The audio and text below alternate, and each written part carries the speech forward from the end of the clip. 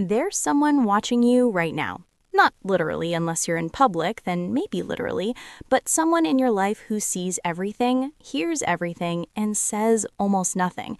And that should terrify you more than it does. Because here's what nobody wants to admit. The people who talk the least often hold the most power. While you're busy filling every awkward pause with nervous laughter or random observations about the weather, they're sitting back, absorbing, calculating, and quietly building an empire inside their head. Today, we're pulling back the curtain on the psychological warfare of silence. And trust me, after this, you'll never look at quiet people the same way again. Let's start with something that'll mess with your head. Silence is never actually silent. When someone goes quiet in a conversation, your brain panics. Evolutionarily, we're wired to interpret silence as potential danger. Our ancestors needed constant communication within the tribe to feel safe. No noise meant predators, threats, or abandonment. So when modern humans encounter silence, we project onto it. We fill that void with our own fears, insecurities, and assumptions. Did I say something wrong? Are they angry? Do they think I'm stupid? Here's the psychological trap. The quiet person doesn't even need to do anything. Your own mind becomes their weapon. You're literally fighting yourself while they just exist. Think about the last time someone gave you the silent treatment. It drove you insane, right? You probably replayed conversations in your head, sent follow-up texts, maybe even apologized for things you didn't do. That's not weakness, that's biology. Your brain is hardwired to resolve social uncertainty, and silence weaponizes that desperation. But here's where it gets darker. Some people have figured this out. They've learned that by simply withholding their voice, they can make you dance like a puppet on strings you can't even see. Not all silence is created equal. There are 4 distinct psychological profiles of people who use quiet as their primary tool, and understanding them might just save your sanity. The information harvester. Ever notice how some people can go an entire evening barely contributing to the conversation, yet somehow they know everything about everyone? That's intentional. These individuals have discovered something revolutionary. People will tell you absolutely anything if you just shut up and let them.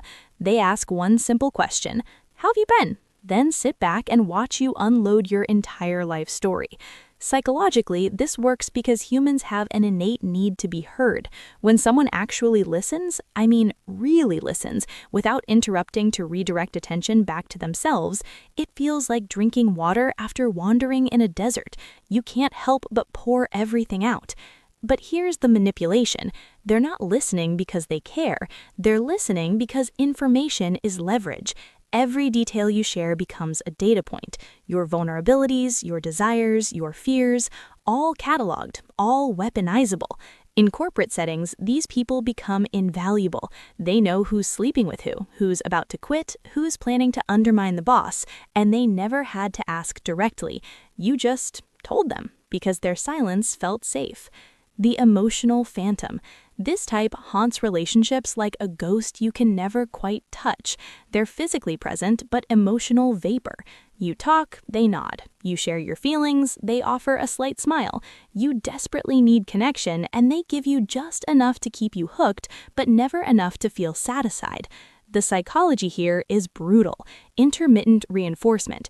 It's the same mechanism that makes gambling addictive.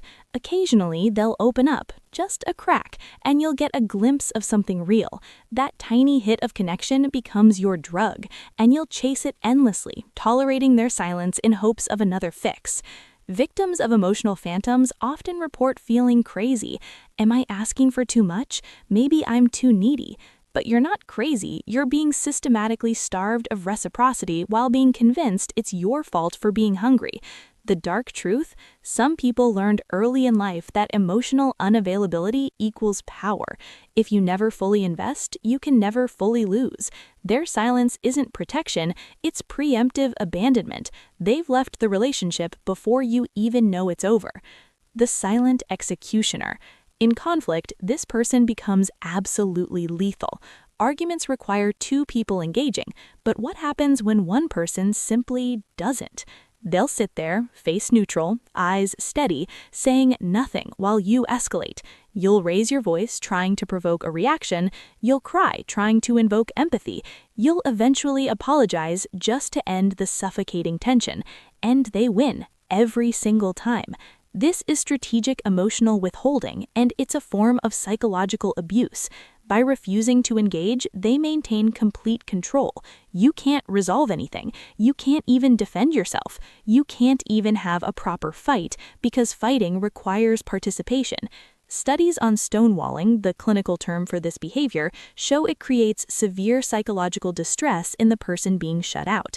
It triggers the same brain regions as physical pain. Literally, your brain cannot distinguish between being ignored and being hurt. The silent executioner knows this. They've discovered that the cruelest thing you can do to someone isn't violence, it's indifference. They can destroy you without ever raising their voice. The calculated enigma. This is the rarest and perhaps most sophisticated. They've turned mystery into a personal brand. They share just enough to seem interesting, but never enough for you to truly know them. Every interaction feels like you're being granted rare access to something precious, which makes you value them more. The psychology behind this is scarcity principle on steroids. Their thoughts, their opinions, their time, all limited resources, and humans always want what they can't easily have. In social hierarchies, these people often rise to the top not through competence, but through mystique. People assume depth where there might be only deliberate obscurity. They're elected leader not because they've demonstrated leadership, but because their silence made room for everyone else's fantasies about who they might be. The dark part? Many of them are performing emptiness. There's no deep well of wisdom. There's just a person who figured out that people will fill silence with their own projections, usually projecting qualities far more impressive than reality. Let's get scientific for a moment, because understanding why silence works requires understanding your brain. Your prefrontal cortex, the part responsible for rational thinking, actually shuts down during social stress. When someone goes silent on you, your amygdala takes over. That's your fear center, your anxiety generator, your something's wrong alarm system. This isn't a flaw, this is survival programming. Our ancestors who correctly interpreted social exclusion as life-threatening were more likely to survive. Being cast out from the tribe meant death, so your brain treats silence like a 5-alarm fire. Modern silent manipulators are essentially hacking ancient survival code. They're triggering your most primal fears using nothing but absence. And here's what makes it so effective. You can't logic your way out of it.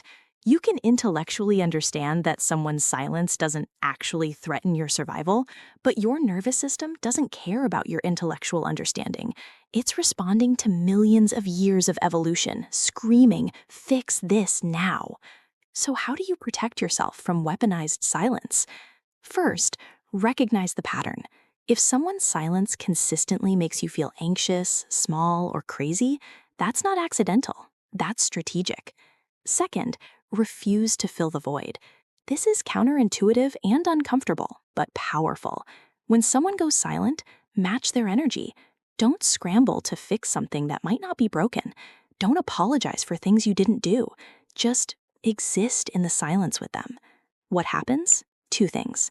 Either they break first, revealing their silence was manipulation, or you discover you're actually okay in the quiet. Both outcomes are information you need. Third, demand reciprocity. Healthy relationships, romantic, friendship, professional, require mutual exchange. If someone consistently takes your emotional labor without giving back, name it directly. I've noticed I share a lot with you, but you rarely share with me. That doesn't feel balanced. Their response tells you everything. Genuine people will acknowledge and adjust. Manipulators will deflect, blame you for being demanding, or go even more silent as punishment. Finally, trust your nervous system. If being around someone's silence consistently feels bad, your body is telling you something true. That person might not be safe for you, regardless of what they say or don't say. Here's the truth most people miss. Silence itself isn't good or evil. It's a tool. Some people are quiet because they're genuinely introverted, thoughtful, or processing. They deserve space and respect. Their silence is just silence. But some people have learned to turn silence into a weapon, a shield, or a cage. They've discovered that by saying nothing, they can make you do all the work. take all the blame, and give all the power. Your job isn't to fear every quiet person you meet. Your job is to notice the difference between peaceful silence and predatory silence. One feels like rest, the other feels like walking on eggshells. Pay attention to how someone's silence makes you feel, not what your head says about it, but what your body experiences. Anxiety, relief, confusion, peace? Your nervous system is smarter than you think. And if you're someone who uses silence strategically, whether you admit it or not, ask yourself this: what are you so afraid of that you need to control people through absence? What would happen if you actually showed up? The most powerful people aren't the ones who master silence.